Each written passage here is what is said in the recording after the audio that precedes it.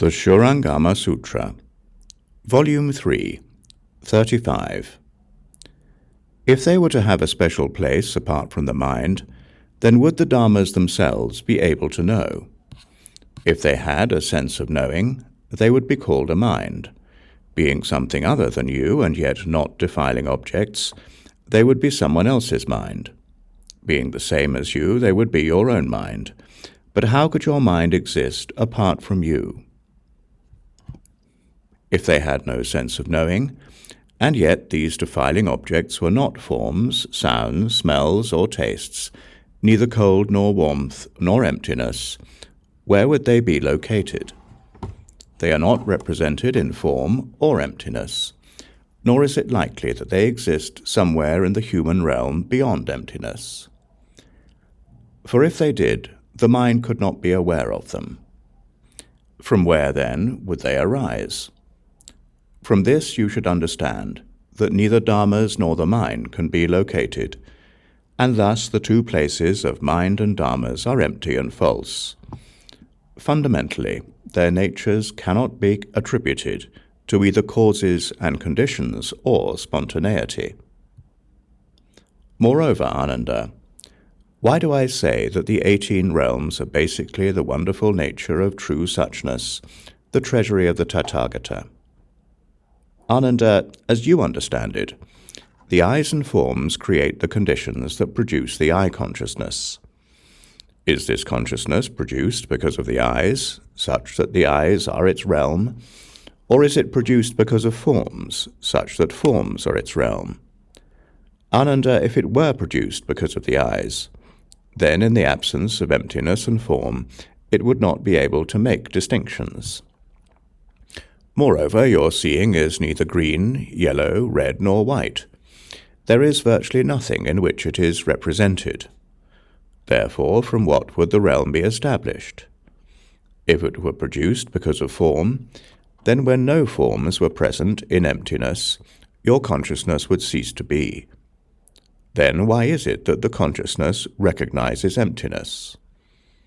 If a form changes, you are also conscious of the form's changing appearance, but your eye consciousness does not change. Where is the boundary established? If the eye consciousness did change when form changed, then such a realm would have no attributes. If it did not change, it would be constant, and given that it was produced from form, it should have no conscious knowledge of where emptiness was. If they were combined, then there would be a crack in between. If they were separate, then half of your eye consciousness would possess awareness, and half of it would lack awareness. With such chaotic and disordered substances and natures, how could they comprise a realm? From this you should understand that as to the eyes and form being the conditions that produce the realm of eye consciousness, none of the three places exists.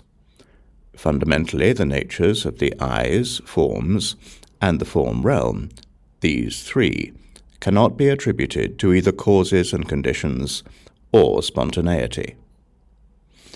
Moreover, Ananda, as you understand it, the ear and sound create the conditions that produce the ear consciousness. Is this consciousness produced because of the ear, such that the ear is its realm, or is it produced because of sound, such that sound is its realm? Ananda, if it were produced because of the ear, then since motion and stillness would be lacking, the ear would not be aware of anything. Certainly, in the absence of awareness, nothing could be known, and so what would characterize the consciousness? You may hold that the ears hear, but without motion and stillness, hearing cannot occur. Besides, how could the combination of the ears, which are but physical forms, and external objects be called the realm of consciousness? Once again, then, how would the realm of ear consciousness be established? If it were produced from sound, then the consciousness would exist because of sound, and would have no connection with hearing. Without hearing, the attributes of sound would have no location. If the ear consciousness came from sound, given that sound exists because of hearing, then what you heard would be the ear consciousness itself. If the ear consciousness were not heard, then there would be no realm. If it were heard, then it would be the same as sound. If the consciousness were being heard, who would the perceiver and hearer of the consciousness be? If there were no perceiver, then in the end you would be like grass or wood. Nor should the sound and hearing mix together to form a realm in between. Lacking a realm in between them, how could those internal and external phenomena be delineated? From this you should understand that as to the ears and sounds being the conditions that produce the realm of ear consciousness, none of the three places exists. Fundamentally, the natures of the ears, sounds, and the realm of awareness of sounds, these three, cannot be attributed to either causes and conditions or spontaneity. Moreover, Ananda, as you understand it, the nose and smells create the conditions that produce the nose consciousness. Is this consciousness produced because of the nose, such that the nose is its realm, or is it produced because of smells, such that smells are its realm? Ananda, if it were produced because of the nose, then in your mind, what do you take to be the nose? Do you hold that it takes the form of two fleshy claws, or do you hold it is an inherent ability of the nature which perceives smells as a result of motion? If you hold that the nose is fleshy claws, flesh is an integral part of your body, and the body's perception is touch. Then it should be called body instead of nose, and its objects would be those of touch. Since it would not even be called a nose, how could a realm be established for it? If you hold that the act of smelling is perceived, then in your opinion, what is the perceiver? Were the flesh the perceiver, basically what the flesh perceives is objects of touch, which have nothing to do with the nose. Were emptiness the perceiver, then emptiness would perceive by itself, and the flesh would have no awareness. If that were the case, then empty space would be you, and since your body would be without perception, Ananda would not exist. If the smells were the perceiver, perception itself would lie with the smells. What would that have to do with you? If you insist that smells of both fragrance and stench are produced from your nose, then these two wafting smells of fragrance and stench would not arise from the wood of Airavana or Chandana. Given that the smells would not come from those two things, when you smelled your own nose, would it be fragrant or would it stink? What stinks does not give off fragrance. What is fragrant does not stink.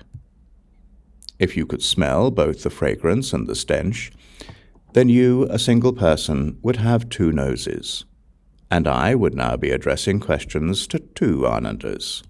Which one would be you? If you only have one nose, then fragrance and stench would not have two separate identities, since stench would be fragrance and fragrance would be stench. Thereby lacking two distinctive natures, what would make up the realm? If the nose consciousness were produced because of smells, it would exist because of smells.